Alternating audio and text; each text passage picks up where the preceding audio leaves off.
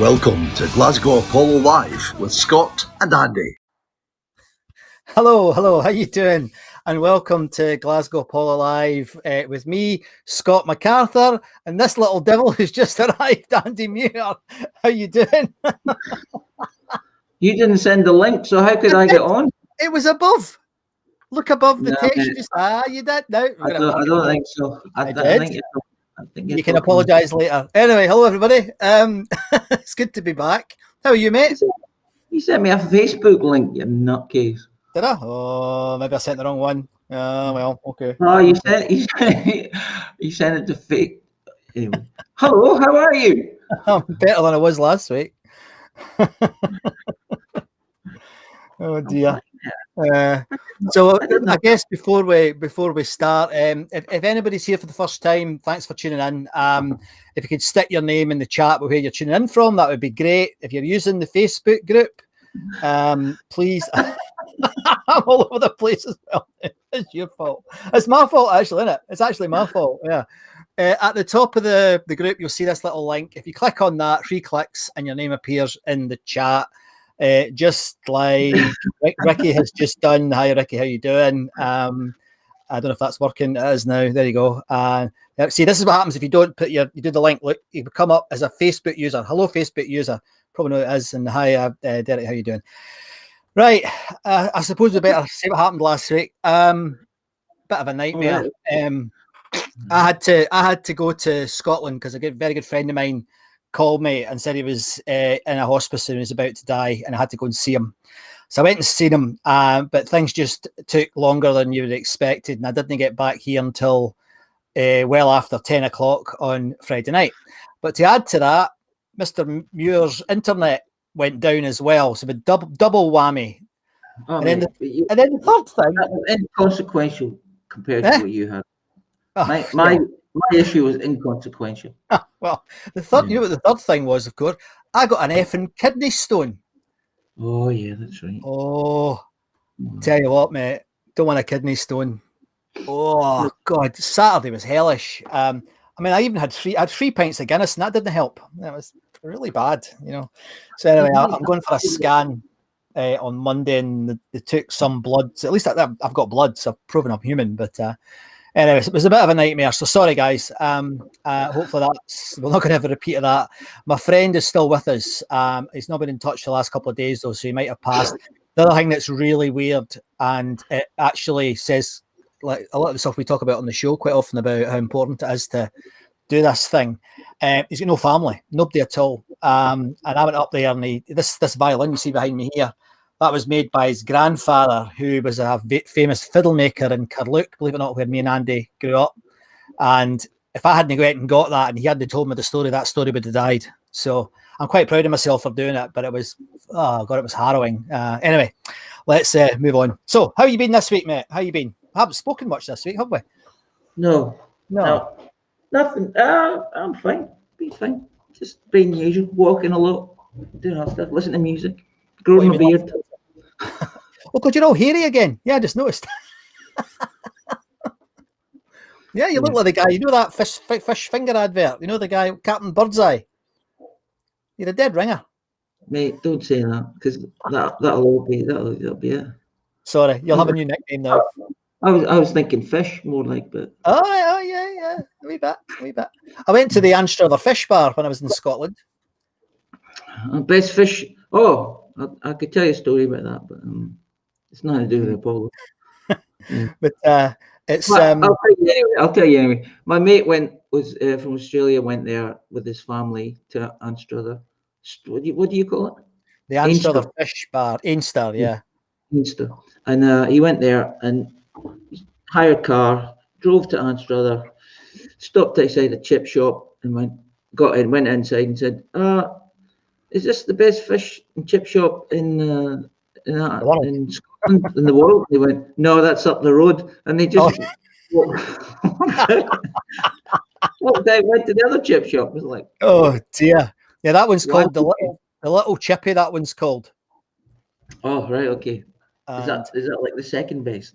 Well, it's distinguished because, right, guys, I'm not an expert in fish and chips, but the little fish, the little chip shop, the little.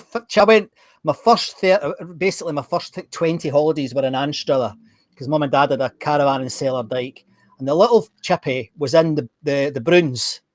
So that was in the Bruins, so that was cool. The other one is meant to be the best fish and chip shop on the planet.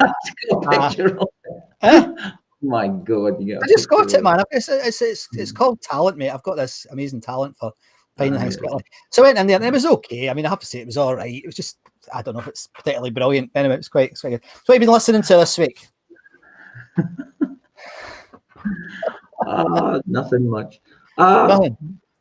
I've been still listening to some blues songs, trying to learn them, but yeah. That's for the band. So it'll be Paul Rodgers and all right, okay. Albert King and very good. all that, like that ilk.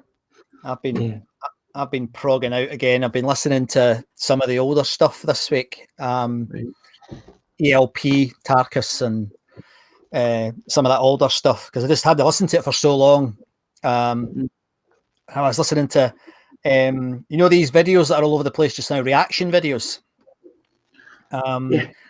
There's one guy, the Daily Doug, it's called, and he's a Christian lay preacher, classical composer, right? It's really bizarre, but he's got into rock music because everybody keeps telling him to review rock music. So he's done a lot of like Dream Theater and Porcupine Tree, Metallica, and all that sort of stuff. But he's been reviewing quite a lot of Genesis stuff, and he did Supper's Ready, and I hadn't listened to it for 15 years maybe, so I got right into that again. So that was good. I've listened to that a few times this week. So anyway, it's quite twiddly, but I do like it. But anyway, we've got some the usual stuff here. Who have we got here? Who's this? Abuse. Yeah, hi guys. Trying to make my way home to catch a Zoom call. Good, thank you, whoever you are. Can't see who you are, but can probably guess. This is our ongoing. What's that called? Is that a conjunction? What do you call it when you mix two names? It's like a blog is something like that. Scandi. Yeah, it's better than Clarty. All right, okay. And Chris, hi Chris, how you doing? I noticed, Chris, that Wishbone Ash are doing a tour. I went tour crazy myself this week. I bought tickets for about 7 or 8 bands with my fingers crossed. So I got tickets for Nightwish, Molly Hatchet, and a few others. I can't remember who they are, but I'm quite looking forward. I've never seen Molly Hatchet. I'm quite excited to see them because I thought they were all dead, but they're actually still touring. Maybe the guitar's original, but anyway, so we'll see. So we might as well go on with this, I think. So let's have a look at what we're going to start with.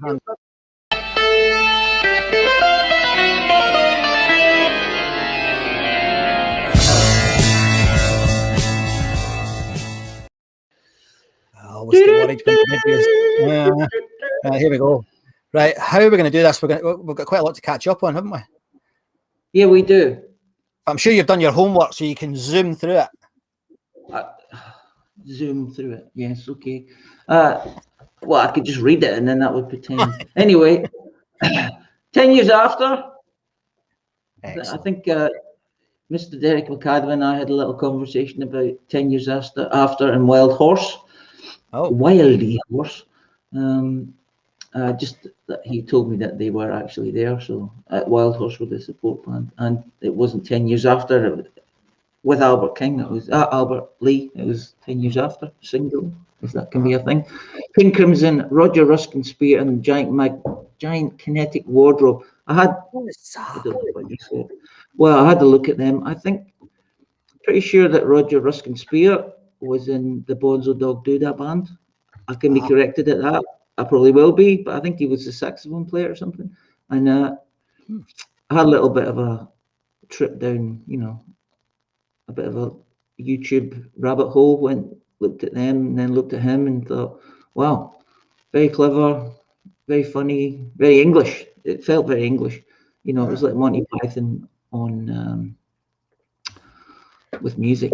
I think Neil Innes was in the Bonzo Dog Doodah band. And I think the influence spread around that sort of eccentric English music.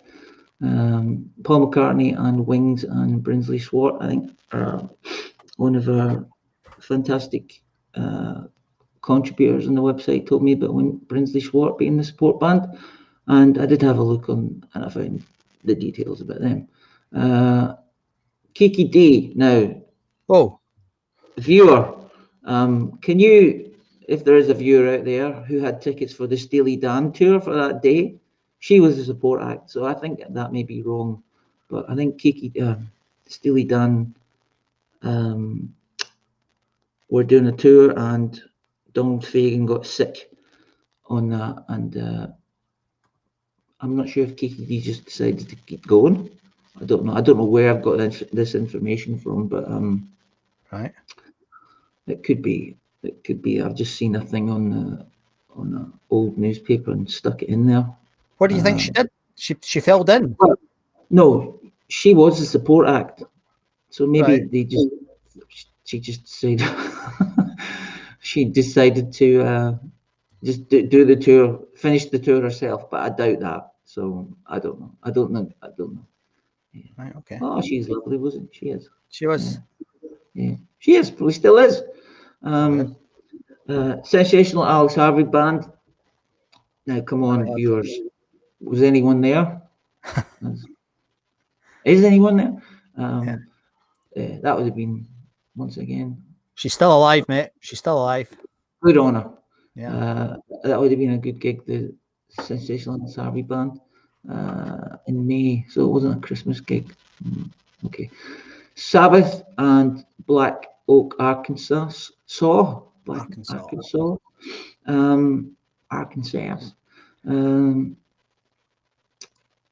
I saw some comment about this, about Big Jim Dandy being a bit of a Dave Lee Roth. I mean Jim Dandy. Dave Lee Roth, yes, being a bit sort of Dave Lee Roth type, more frontman than singer.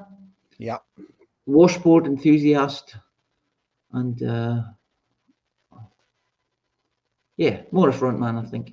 But, I'd never heard them, but they probably look like to be southern rock. Yeah, good country southern rock. There's a girl singer as well whose name I can write out of my head. She was excellent. She had a great voice. Right. So you know them. Yeah, they're pretty good. I mean, his voice is a bit mince, but a bit like the guy who obviously copied him. But like the guy that copied him, he's still a great frontman and somebody that But she was exceptional. Ruby or Rosie or something. Somebody will know. But she was really good. There you go, Ruby. There you go. Thanks, Derek. I don't have my chat on. The Kinks doing well in the 70s. They'd probably still be riding the crest of the 60s wave. Yeah. The Glitter Band. I don't know what they would have been doing, but was Gary Glitter with them, or had they gone off to do? I don't know. I know nothing about them. Yeah. And the support was Fog. I'm really and Dog Soldier. I really meant to look these up, but time just got away from me. The Average White Band and Kokomo, Scottish band again, good band. I really enjoy them. And Kokomo. Sorry, I know nothing of them. Elton John. That I think one of those shows was at 12 o'clock at night. That might have been the one I posted on the website. I'll listen to that. Actually, I did listen to that. I thought that was a really good gig. And that was a story that Tom Russell told, wasn't it? About the. I think it might have been, yeah. But about going on really late. Pissed off. No, I don't think so, because that one, I think Tom was talking. Oh, I don't know. I can't remember. I think he was talking about. There was one show where Elton John came on, and there was only him and the mad percussionist, and that was all that was on. So they were. I don't know. I can't remember. Man, it was it was only 2 weeks ago. I've forgotten. Leonard Cohen. Good gig, probably. You would have liked that. You like Leonard Cohen, don't you? Well, I like him in terms of I like his music. I don't know. I like his words. Right. I always found him a bit of a serious old twit. But he's a bit divisive. Yeah, But I mean, there's quite a good story behind it, because he was one of the tail end of the beat movement, you know, with Jack Kerouac and Neil Cassidy and all these guys, and he never really made it. And somebody said to him, you know, you should try, because his poetry was good, but he just never, he wasn't Ginsberg, and he wasn't that good. Right. And somebody said to him, you should try doing music, and he did, and of course it really worked. It worked really well for him. So but I never thought he was, unlike Jim Dandy and Dave Lee Roth, he wasn't what you would call a front man. Yeah, it was more lyrics. It was more like it's more like a Bob Dylan type. You had to you had to listen, not just go, woo, come on, man. Okay. No, I mean, it's not rock and roll. No. Yeah. Volume. Yeah. Okay, let's continue. We've got plenty to go through. Yeah. Television and Blondie. I think we had to talk about television before, and we did. I decided that I didn't really know much about television, and they were a bit not quite my thing, man.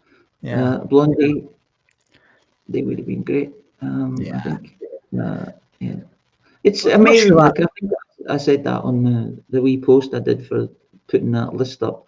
Like, look at that. It goes from the breadth of music taste here is nuts. I mean, you got television, then one night later you've got Neil Sedaka. It's like, what? It's magic. Yes. Yeah. And then Neil Slofgren. Like Neil Sedaka probably was great. It would have been a great show for the fans of Neil Sedaka, I'm sure. Neil Slofgren probably had his little trampoline out, was doing flips and stuff. Tom Petty and Heartbreakers. I mean, what a pairing that is. Yeah, brilliant. Yeah, and Neil Slofgren's now banging about with Bruce Springsteen. Yeah. He's doesn't have his trampoline anymore. More's the pity. And 10cc did 2 nights, I think, and I'm pretty sure Derek McAdam told me that, was it these gigs? Yeah, it was these gigs. I don't know. These gigs had gone on, as opposed to the ones from the week before, were a replacement gig. Harry Chapin, what's that big song he did? He had a nice, I don't know if it's a hit, but it's either a hit for him or a hit for someone else. He's very good. I always thought he looked a bit like Johnny Cash. Yeah. I don't think he sounded like him, but look, maybe not. I don't know. I can't see anything, mate. Oh yes. There's a lag. Well, apart from not wearing black and being a white guy and playing a guitar, yeah, he's a dead ringer. Yeah, he's a dead ringer. Dead ringer. Yeah. So the resemblance is uncanny. I see what you mean. Sideburns and hair and that. Yeah. Also that week, what? How did the Stranglers play 2 gigs that week? So they must have. Yeah, they must have. The darts must have been in between. Yeah, they were. The darts were in between. And I should really update that, because that says the Stranglers, but the Skids probably. Maybe this looks like it's wrong actually. But anyway, we'll just go with it. Skids and the Stranglers and the Skids played. I think I saw someone saying that they had to like the Skids because they were Scottish. Yeah, but anyway, if you're going to see the Stranglers, and the Skids are playing, excellent. And darts, I've totally forgotten what darts were like. Are they like Teddy? That sort of show they want. Acapella. Yeah. Oh, right. That really funny wee creepy guy and the big sort of monster guy, you know, the like Frankenstein monster. I remember. Yes, that's right. Yeah, and then the Stranglers, which I'm not sure that's a proper gig, but maybe I've got it wrong. And Status Quo did 2 nights there, but that's like of a 3-night run, because I had a little chat with one of our contributors over the Facebook, and he was like, "Oh, they did 3 nights," and I had to both had to try and remember that this was only for that week. They did another gig on the Tuesday, I think. All right, okay. So it'd be Sunday, Monday, Tuesday. David Gates, Larry Knitchell, and well, I had a look at Larry Knitchell. He was in and Michael Botts.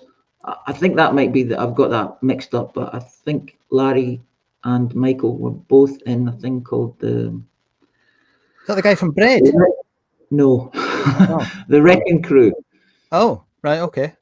So they did lots of sessions and they played on thousands of records in the 60s and 70s, 50s, 60s. Okay. And they were, you probably heard them. I think Michael Botts, another guy, and David Gates were in Bread. Yeah. So this is from my research that I did. I think. Average White Band again. Yeah. Doing another gig in the next year, and Johnny Mathis. I wonder if he played When a Child Is Born now, just for the hell of it. So folk could go to the loo and stuff. Pardon? Folk could go to the toilet and stuff if he played that. It's not Christmas. David Essex and Angst. Yeah, okay. Sort of a mixture of angst and ank. I wonder if they're Egyptian people who were a bit angry. That's quite good, Andy. Quite impressed. David Essex. Yeah, so he was playing all his hits with his twinkly eyes and his curly hair. His motorbike. And his motorbike. Oh, that was a good. Have you seen that movie? Yeah, I have. Have you seen the one where he's is it called Rockstar? No, it's not called Rockstar. Yeah, something like that. Yeah, that is. I watched that movie a wee while ago. I thought, oh, that's quite a good movie. Yeah, but then again, I'm not Barry Norman. Probably the worst song I've ever heard. I'm sure I've said this before. Yes. I cannot get my head around David Essex at times. There's a song he did called, is it Miffin Way? You know, I think it's a Welsh name or something. Yeah. Absolute garbage. Sorry, not to my taste. That's good. Good. I mean, it's like all over the place. I mean, Christ, I listened to Camel for God's sake, you know, but man, terrible. Bad. Palomine said to me, Palomine said it's got one of the best bass lines ever, and I'm like, hi. Has it? What were you smoking last time you listened to it? Anyway. I haven't had a look at it, so I can't really comment. I remember him doing it on top of the pops. Top of the pops. I think he would be on Top of the Pops. Oh, I would have been.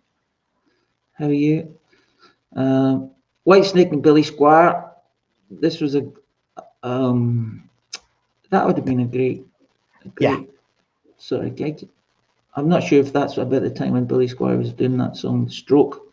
So, great song. Yeah. He's credited as being one of the people whose career was destroyed by MTV because he made probably the worst video of all time. I don't know if you've ever seen it. Oh, remind me. Oh, I can't remember the name of the song. I'll get it in a minute. But he's jumping around his bedroom, getting all sort of erotic on his own. Dressed as Simon Le Bon. It just looks terrible. I mean, it's awful, and it destroyed him. You tell me about that before, or I think I got that from. I think Rick Beato might have mentioned that actually. I'm not certain, but if you haven't heard of Rick Beato, folks, he's fantastic music critic and a musician who's got one of the most successful music channels on YouTube. Rick Beato, great guy. Anyway, keep going, mate. But yeah, his career just went poof, and yet he had a terrific. That album with Strokes on. It's a great album. It's a really good album. Yeah. And Stiff Little Fingers and The Wall. I think I saw Jake Burns reposting a thing that Derek had posted about. He said it was like 40. What did he say? 41 years ago. So, yeah, 41 years ago. The Stiff Little Fingers played the Apollo. I can't believe it, and he probably can't believe it either. And The Wall, I should have looked them up, but I didn't. Sorry, I apologise to the viewer. Terrible. Rycooder, I don't know who the support band was for that, but Rycooder would have been excellent, I think. I have to confess, I don't know any of his music. Obviously, I know his name. All right. I've never really got into him at all. Again, he's one of these artists that just came just before. Yeah, get away. You can't watch everything. You can't listen to everything. No. Yeah. You were probably listening to Barbara Dixon. I probably was, mate. Yeah. Well, I was. I certainly was. Yeah, let me see this, Andy. Like from the comments, if you can see the comments, it's John. Hiya, John. How you doing? There was an unfortunate neon sign for David Essex that just said "avid sex" due to lights failing. I think a lot of his fans would have been quite happy with that. Oh yeah, avid sex or I've had sex. Avid, yeah. Well, avid sex. All right, excellent. I can't find the post, mate, for the chat. Anyway, where were we? Barbara Dixon. Was this the one where she said on the documentary? On the documentary where she said she had to stand on a towel. Aye. So our feet wouldn't touch the carpet. It was so manky. Yeah, I think it was. Maybe 1982. It was even further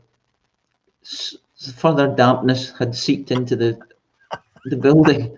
Yes. Yeah. That's quite. It's very sad that happened in the place. Yes. So it was all very sad. And Rab Noakes, sorry Rab, I did not look you up. I'm very sorry. I know Rab. I've met Rab. We interviewed him. We interviewed him for the site. Rab is a folk musician who's really. Sorry? Does he wear a hat? I have no idea, mate. He might do. I mean, occasionally he does. Yeah, Rab Noakes is maybe John Noakes' dad. Anyway, no, Rab Noakes was good. I went to he invited you and me, but you weren't around, up to a screening of a documentary about him at one of the art cinemas. Oh, yeah. Nudge Wink Wink in Glasgow. And he came on at the start and played a couple of songs and then shouted me out from the audience. And yeah, it was quite nice, actually. Yeah, he had quite an affinity with the Apollo. He was a nice guy. Nice guy. He's a bit like sort of Eric Bogle and that sort of stuff, you know, the not as successful as Eric Bogle, but no, he's pretty good folk musician, man. Pretty good, yeah. Cool. Oh, that's good. The Rolling Stones, 1982. The concert. Was that the concert? Right. Yeah. Okay. Yeah. Right. I should have looked up the set list for that to see what they were playing. It's for folk that weren't here. Can you remember the story? Folks said that like the queue was better than the gig. But it depends on the person. I mean, people were saying that was amazing. So yes. And people were saying, "Oh, it was rubbish." So we've probably got half and half about the Stones, haven't we? Because I mean, a lot of folk aren't so keen on them. Yeah. Or they weren't so good at gigs. Yeah. I mean, I think they're okay, but they're not. Yeah, they're okay. I mean, yeah, they're fine. Oh yeah. The Hamden gig they did, that was good. I was they've lasted a long time. Yeah. And I had a look at TV 21. They were a bit, what do you call it? A bit, not alternative, but a bit, a wee bit alternative, I think. So maybe that was just going with the Rolling Stones liking to put on bands that they wanted to give a chance to. Rory Gallagher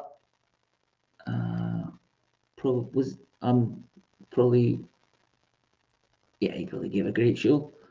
He's Rory Gallagher. He probably never ever gave a bad show. No. And Dionne Warwick in 1983.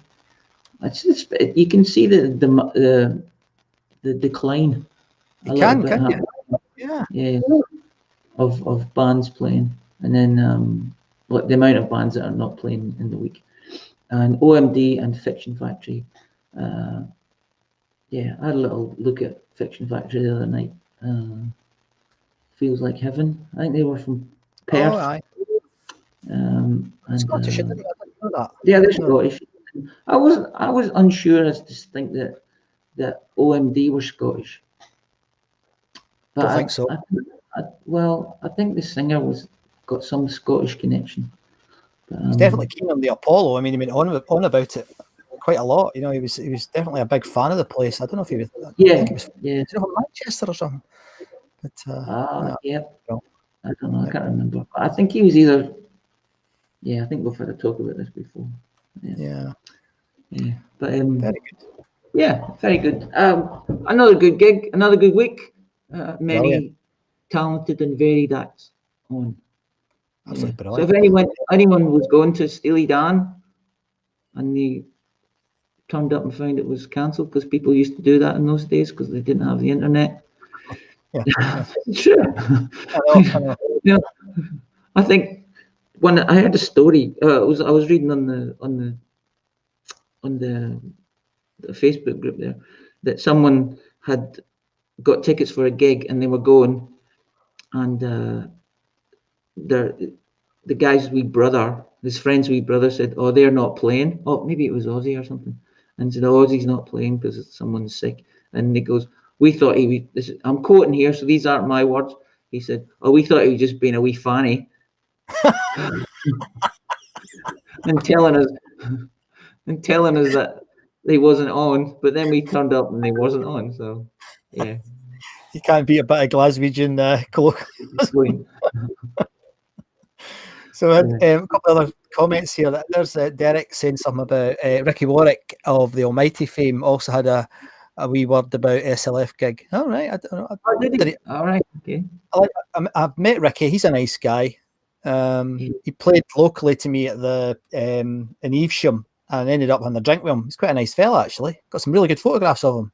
He's a good singer, actually. He's very good. He's somebody that should have got much more than he did, I think, for me anyway. Well, you know, he's doing his stuff with Thin Lizzy, Thin Lizzy. No, yeah, everyone for Thin Lizzy, apart from the main man, apart from the best guy. He's doing his best.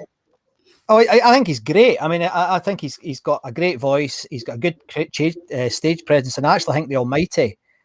I remember seeing them in a nightclub in Edinburgh. They did one of those Radio 1 road shows, and I went to it, and they were absolutely brilliant. But it was right around the same sort of time as, because they were quite chunky, quite heavy, and at the same time, Metallica were cracking the market, and other bands that were a bit heavier than them. I mean, it's almost like, you know, I understand your meaning. You know, talk about the Eurovision Song Contest, but Heavy Petting coming along at the same time as Bon Jovi. It was just, you know, interesting sort of. I know they're not the same, but similar type of sounds.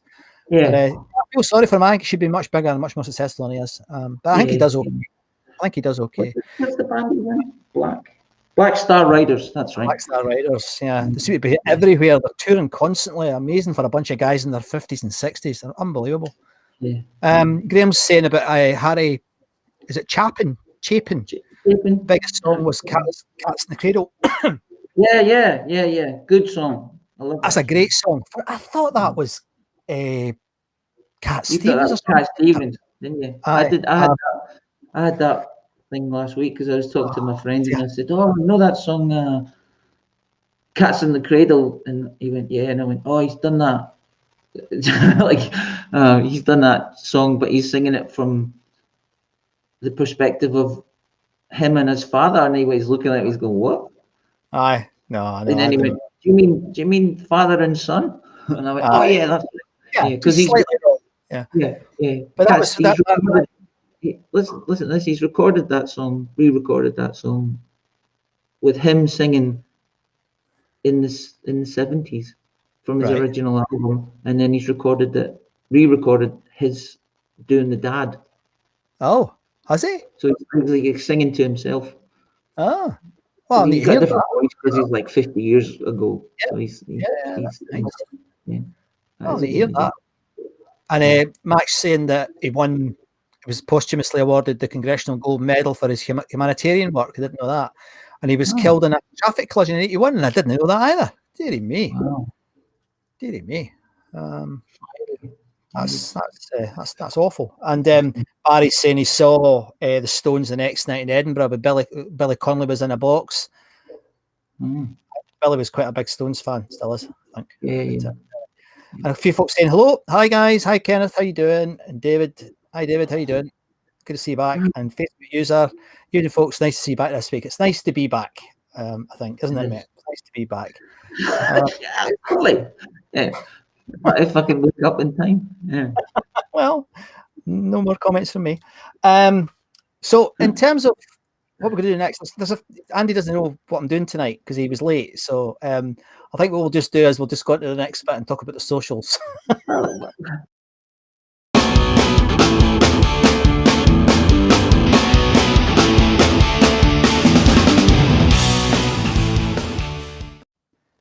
How have the socials been this last 2 weeks? Fantastic, mate. Well, I've only done 1 week's, but I could do last week's as well. You want? No, not. Well, I could, and then you. Whoa, that's crazy. All right, so we have growth. We had, this week we had 39 new members. The week before we had 53. Brilliant. We've now got 9,367 members, and that's amazing. Thank you very much for joining. Like and subscribe. Hi guys, like and subscribe. Thanks very much for joining, coming and seeing us. And if you're new to the site, and you're a brand new user and you've stumbled upon us doing this, sorry. If you'd like to comment, that would be good, and say hello or not.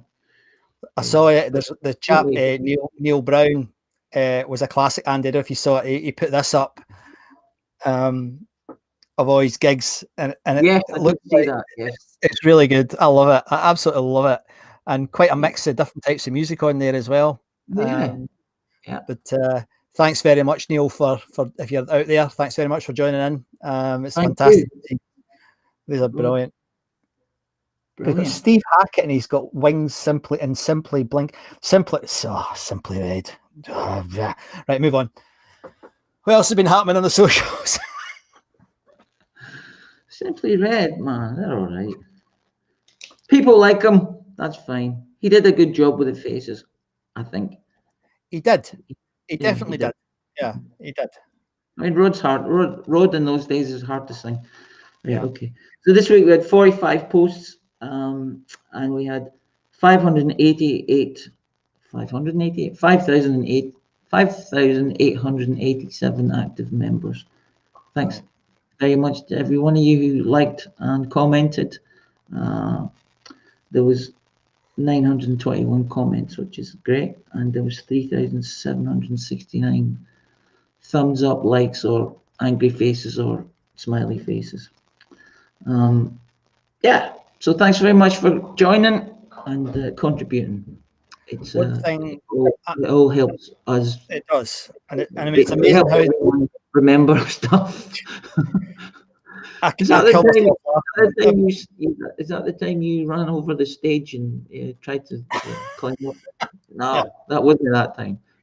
I love it because every single week there's like obviously these people like the chap there who put his tickets up, but then there's all these people having debates about was I at that gig? I don't remember. And then their mate says, of course you were with me. And then somebody's wife says, did we not get engaged that night? And he's like, I don't remember that. It's absolutely fantastic. It's like, what was it when I saw? I think it was on that post that for all the gigs of the week, and someone said, I think it was at one of them, a couple of them. Yeah. Good. Well, one of the gigs it'll eventually come back to you. Yeah. One of the gigs I'm going to play a piece of music from tonight. I've got the ticket, but I'm sure I wasn't there. I reckon one of the guys must have given me a ticket because I cannot remember, and I wasn't that big a drinker then, and I don't think I was there, but I might have been. So might have been. Okay, so it's not like your brain cells were. I just can't remember, mate. So this is why this next bit is important, mate. Right? This is why this bit is important.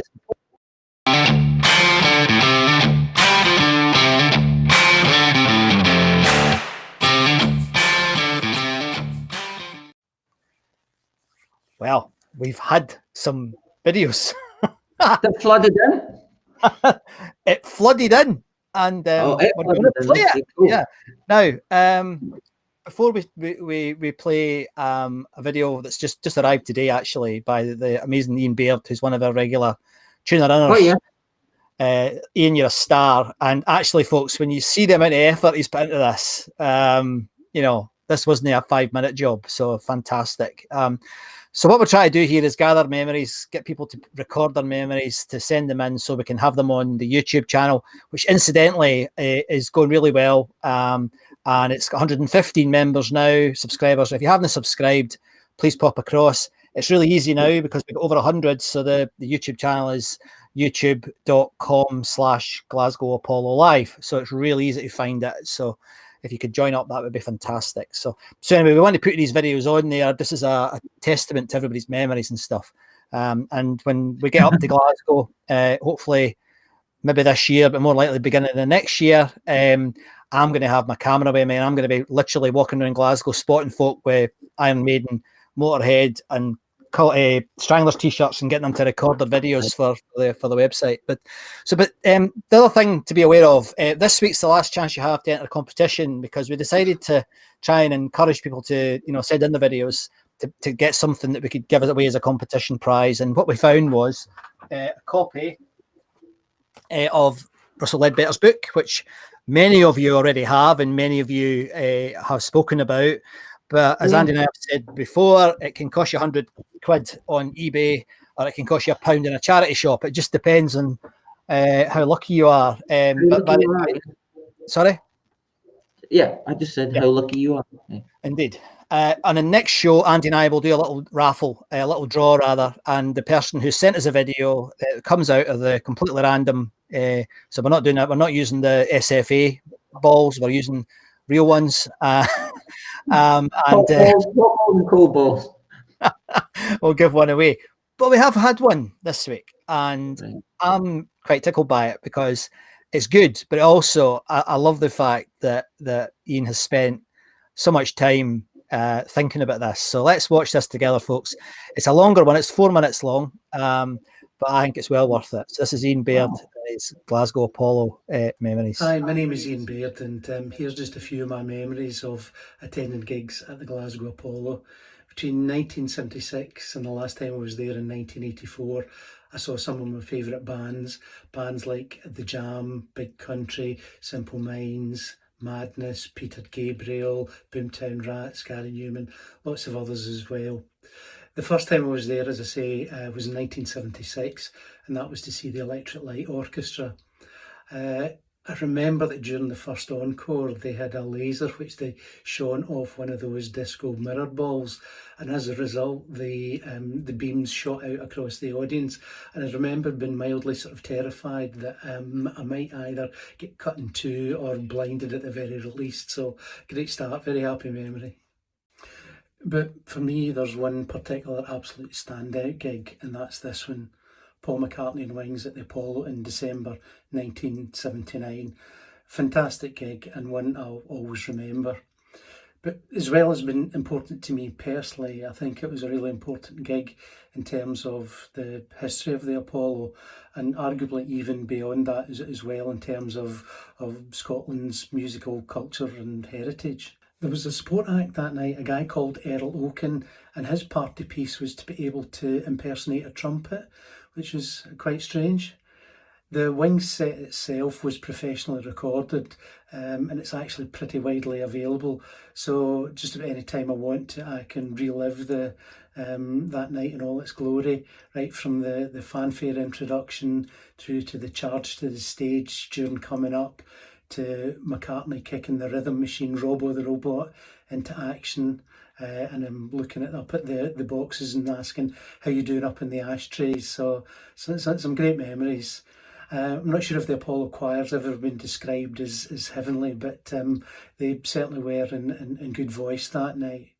There's some good photographs of that particular gig, and one of the joys for me is that looking at some of those photographs, I'm pretty sure I can pinpoint 18-year-old me there in the Apollo, and because it was recorded, I can sync that up with the actual song that was been played at the time.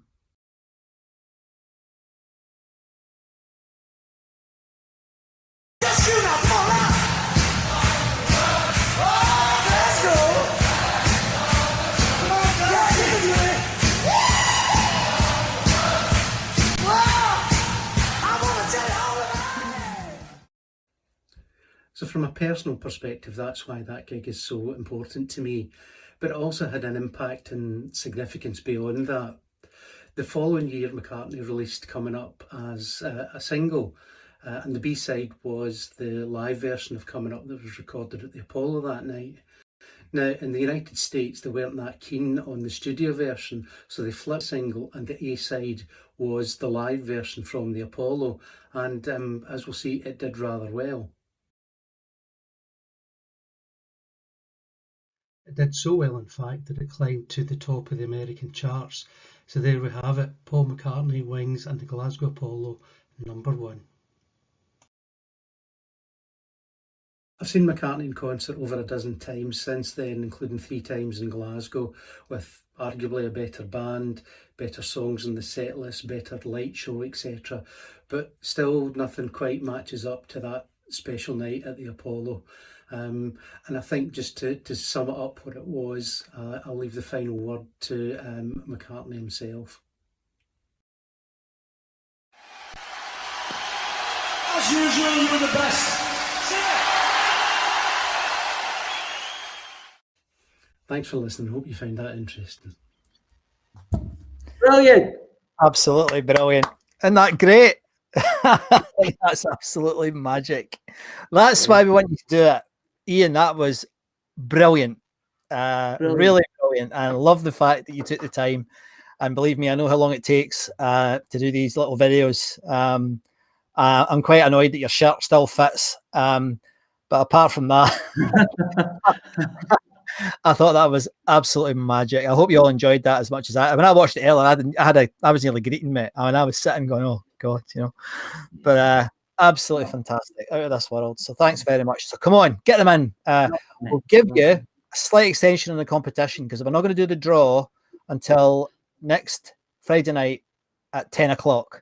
So you've got between now and 9:45 next Friday night. But you know, it doesn't have to be. It doesn't have to be fancy or anything. No, it could just be you talking on your phone going, yeah, not I at all. went to see Man of War and I had my little leather pouch on and it was fantastic. Yeah. And I am the god of thunder, whatever that is they said. Yeah. Bon Well Scott, done, Ian. That was great.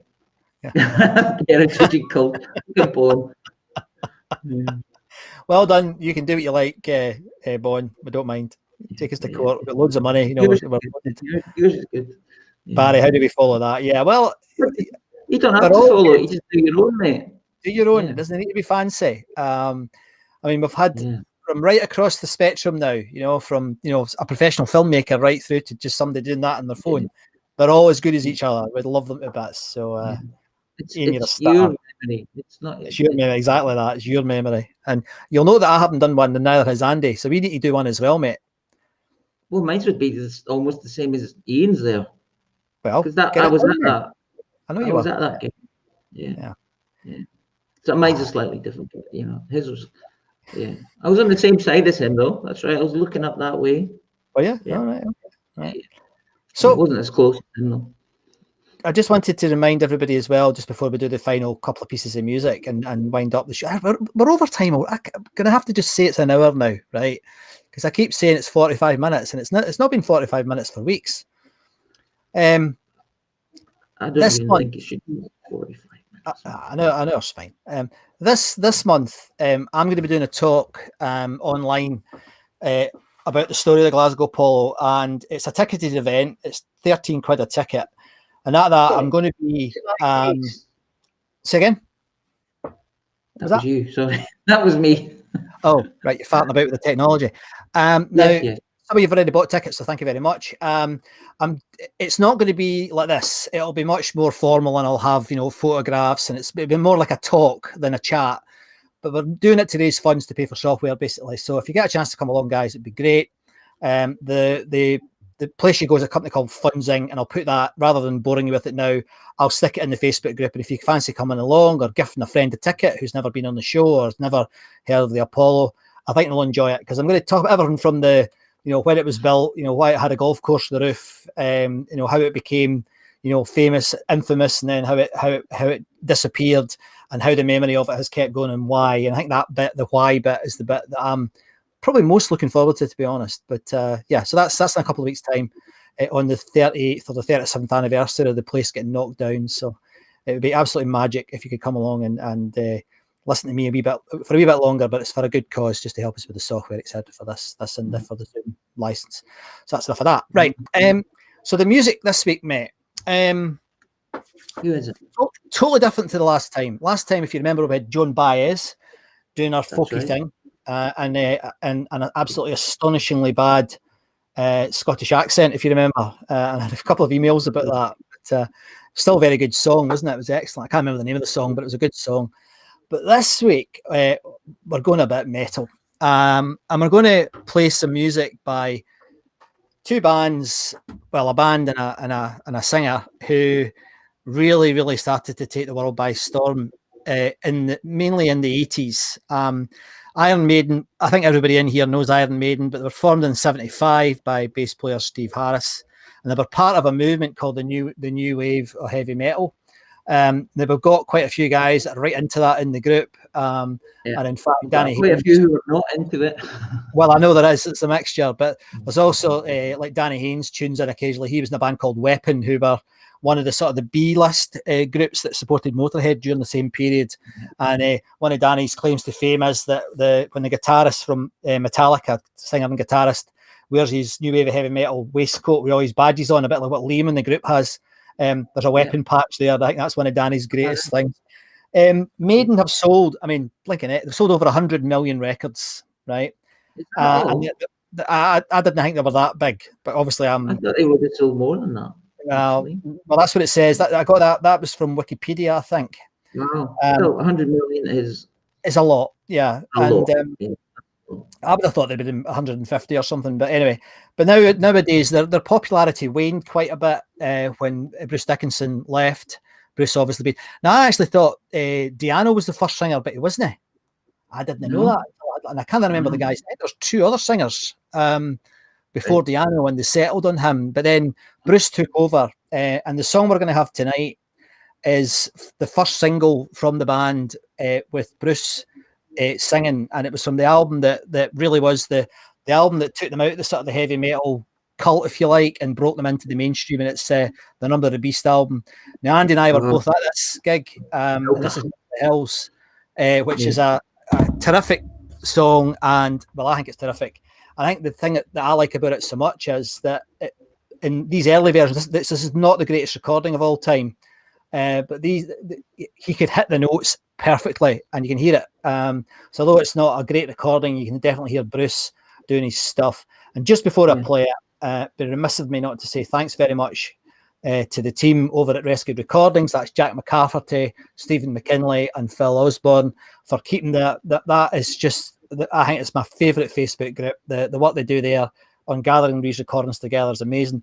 It was quite interesting because I got Jack to send me this recording, and then he posted another one last week saying it was better from a year later, but I was too ill to deal with it. So you've got the one that's not as good recording, Jack. My apologies, mate. But nevertheless, this is Iron Maiden doing probably the single that helped them sell these 100 million records.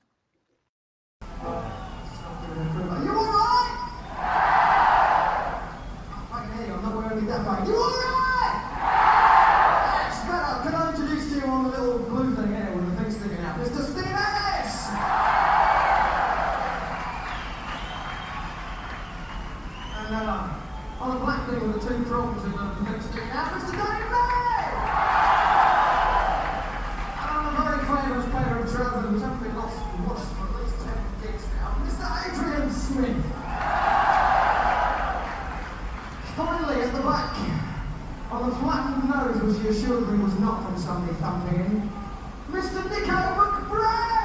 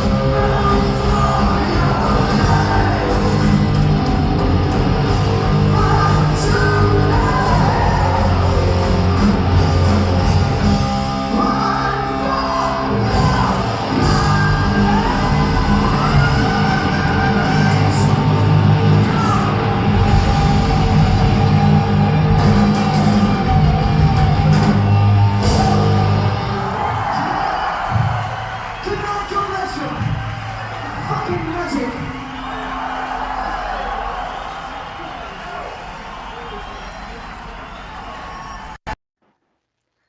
Not a bad wee pop combo there with me and you and backing vocals, mate. Not bad. Not bad. What did he say at the end there? I missed that. You're effing great as usual, or so. I mean, if you listen to the whole show, there's quite a lot of that. I think Bruce was quite taken by the. I mean, that's the second time he'd played, wasn't it? Because that was the second gig. Because the Beast in the Road was the first tour. That was the second tour with him singing. But Right. I think I loved him live. I thought he was absolutely brilliant. I mean, he still is, I think, but I haven't seen him for a long time. But I want to go and see them again when the tour. I think I've been resisting it. But and the good news is everybody's still here. So I did worry we might get kicked out with that a bit AC/DC style, but we didn't. So everybody's still here, Cool. which is terrific. So I hope you enjoyed that, guys. Yeah. One of Ricky was saying he's got an original Maiden's first single on Soundhouse tapes. Only 5,000 of them were pressed. I mean, that I imagine that's in the valuable box if there's only 5,000 of them for a big band like Maiden. So it'd be interesting to see if that was worth money, Ricky. Anyway, next up, we have somebody that I think I saw, and somebody who this song was actually covered by Iron Maiden. See what I did there, mate? See what I did there? Oh, see what Right. you did there. Sammy the Man Hagar. Now, funny enough, Sammy was born in 1947. So was Kiki D. Another link. But known as the Red Rocker, Sammy Hagar started his career off in a band that we've spoken about loads of times on the show, working with Ronnie Montrose and the band Montrose. And he then went on to replace Dave Lee Roth, Jim Dandy's lookalike, in Van Halen in 1985. I've decided to. This gig's from the 80s. This is from 83 at the Apollo. But I thought I'd play a Montrose track because Space Station Number 9, not Space Station Number 9. God, that's the wrong track. It's the same sort of thing, isn't it? Space Station Number 5. I should like the Tigers of Pantang. Never Tigers of Pantang did that. Brilliant. Yeah, it's a good version. And this is a song that's been covered by the likes of Iron Maiden and SLF, another Apollo band. PlayStation number? No, they used it apparently as their introduction to Suspect Device, one of their others. I mean, I know the song, but I've never heard the beginning of it. So I didn't know that. Really? Well, it's what it said on the internets or the intrawebs. And if you're interested in the Maiden version of this song, it's on the B side of the Be Quick or Be Dead single. I think it's quite cool. Good song. It's a great song. Hagar is famous for his Cabo Wabo tequila. I'm sure they don't pronounce it with a Scottish accent, but the Cabo Wabo tequila. He made an absolute fortune for that. This song, he co-wrote this song with Ronnie Montrose, and it's quite funny because I always thought this was about, going into space, but in his terrible autobiography, bloody awful book. I don't know if you've ever tried to read it, mate, but I went to a gig and I sang a song. I went to the pub and got pissed. Then I got in a car, went to another gig, sang a song, got pissed. The whole book. Where's he from? Is he from Edinburgh? Salt and sauce. But he. Anyway, don't go there, mate. Don't go there. He was a bit of a revisionist, I suspect, because he says that this song is because he believes that he's been abducted by aliens. Did you know that? I didn't know that until I did my research. And he actually wrote this song with a man about that experience. I don't believe it. I think he made that up, but just to try and sell copies of his terrible autobiography. It was probably the exclusive from the terrible autobiography. Anyway, I do love him though. This is a gig that I've got This is the gig I've got a ticket for. I have absolutely no memory of it. I don't think I was there. If I was there, I'm sure I enjoyed it. So this is Sammy Hagar recorded live at the Glasgow Apollo doing the classic Montrose track.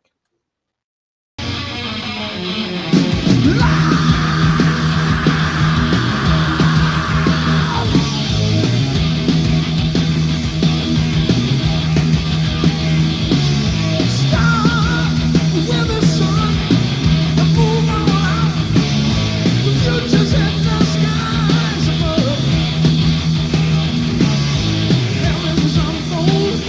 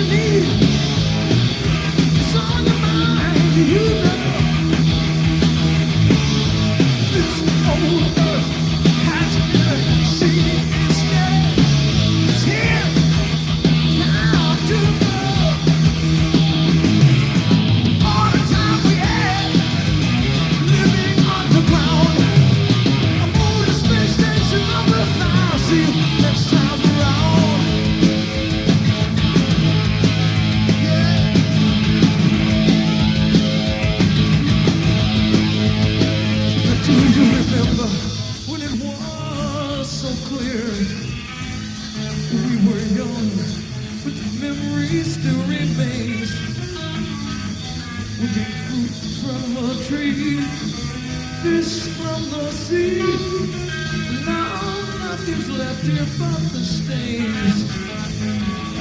And I can't cry no more, can only be glad there's other places we can be. If the time suits you right, I'm leaving tonight. Come and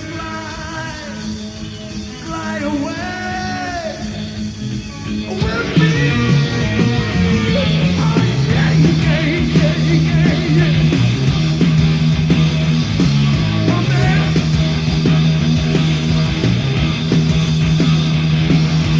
Fly away. Come on, let's fly away to Scotland. Let's go.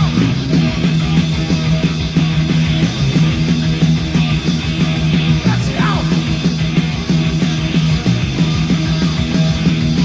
Let's go. Let's go.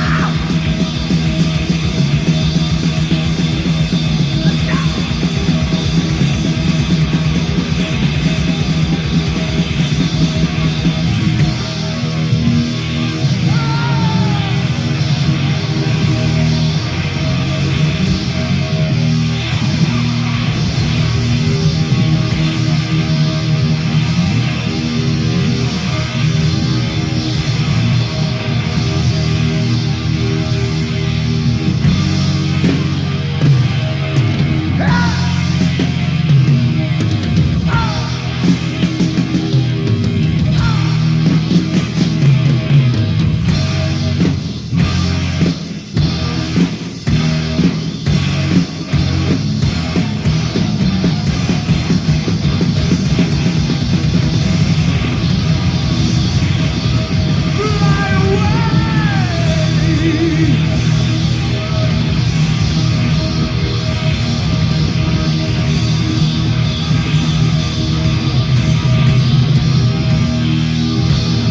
Still church.